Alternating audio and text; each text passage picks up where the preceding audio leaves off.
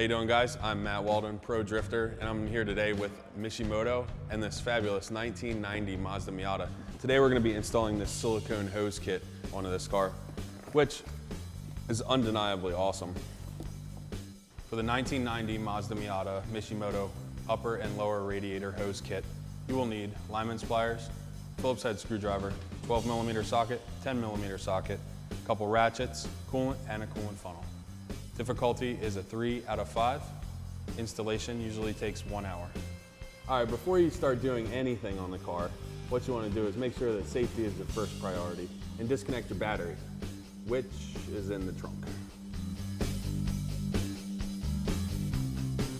First order of business is jack up the car, support it securely on jack stands, and that way we can drain the coolant out of it. And directly in the center of the car, there's a hole in the splash shield here. There's a Phillips head screw. That's the drain plug for the radiator. To aid in the coolant draining, just pop off the radiator cap. She should come pouring right out like that. While you're waiting for the coolant to drain, now's a good time to go to the store and grab more antifreeze for when we refill the system. First step, take off the upper radiator hose here and these 2 hose clamps. Pull the hose off,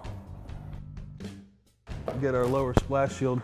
As you can see, this is only the finest in splash shields for the Miata here.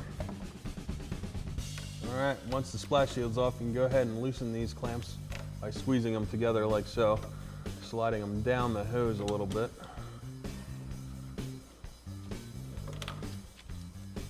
And giving a little bit of a twist here. And you're gonna want to watch out for that. Got a little bit of coolant coming out. Take your pliers, loosen up the hoses on here.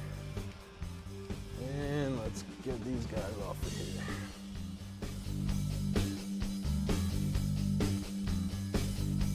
Well, to do the second half of the lower radiator hose, it's kind of a big involved process. Not too bad, but you do have to remove the air cleaner. One first step in removing the air cleaner is to undo some of the electrical harness connections. We're going to undo this 10mm bolt here, undo the electrical connector going to the mass airflow sensor here. What you want to do is pop each of the wire clips off on the sides, like that, and pull it all off. After you have that out, you're going to disconnect the intake tube, and that is a 10mm head hose clamp, as well as the intake tube from the other side of the airbox, which is located towards the rear of the engine bay. Loosen the 10mm bolt on the intake air tube coming from the fender area. After that tube is removed, unhook the inner intake tube and remove the 12mm bolts around the outside of the airbox. Should be 3 total, and then lift the entire airbox out. This will expose the lower radiator hose that we need to replace. Now that the airbox is out, remove the lower radiator hose. Just slide these guys back off the hose a little bit, loosen the hose up, and remove. All right, here you can see side by side the Mishimoto silicone versus the OE style rubber. This is gonna look great for a long time coming. The rubber, as you can tell, it's deteriorated, and these things have seen better days, that's for sure. And the Mazda Miata hose kit, if you buy clamp-15, those are the hose clamps that go along with the hose kit. And as you can tell, these silicones are reinforced and with a heat-resistant layer and much more tolerant of abusive conditions. Well, we're gonna start with the hardest hose here. Get these guys on, slide your Mishimoto T-bolt clamps on with it.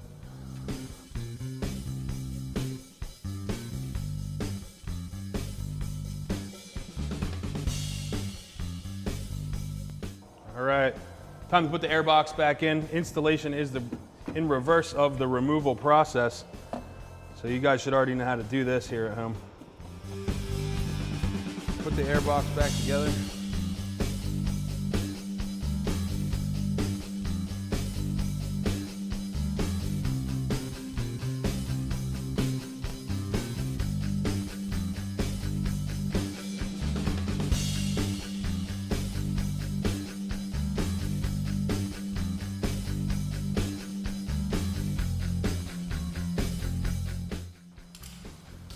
right, before you forget it, plug this guy in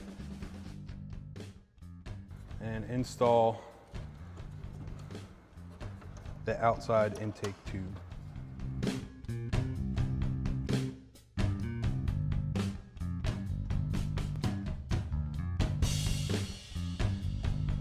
Screw down the outside intake air tube and reattach the wiring harness as it was.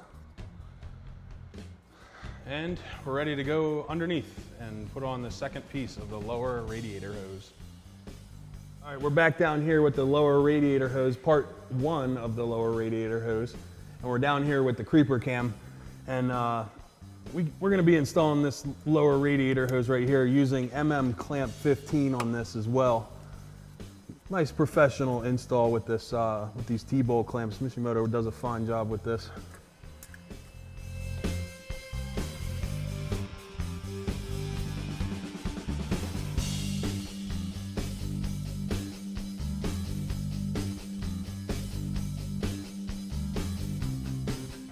That concludes the lower radiator hose installation.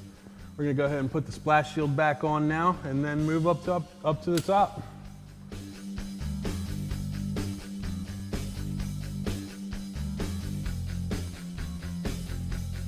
This is the home stretch, kids. By this time, you'd be ready to be done this project. Put this hose on here.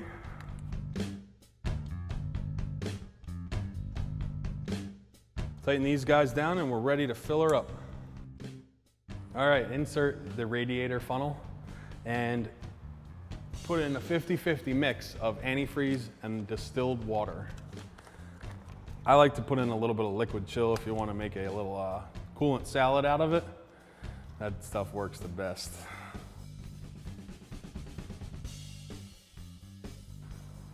While you're filling it, it's a good idea to pump the upper hose. That way you get any last bit of air out of the cooling system. Now that the battery's hooked up, we're ready to fire this puppy up. Make sure it's in neutral and or park before you go ahead and do so, because we're gonna leave it on the jack stands for a moment until it's completely bled out. After you got it running, turn the heat on high and wait till you have heat out in here to put the radiator cap back on. After you start the vehicle, you wanna watch the temperature gauge on the dash and make sure it doesn't overheat. This concludes the installation portion of your new Mishimoto product.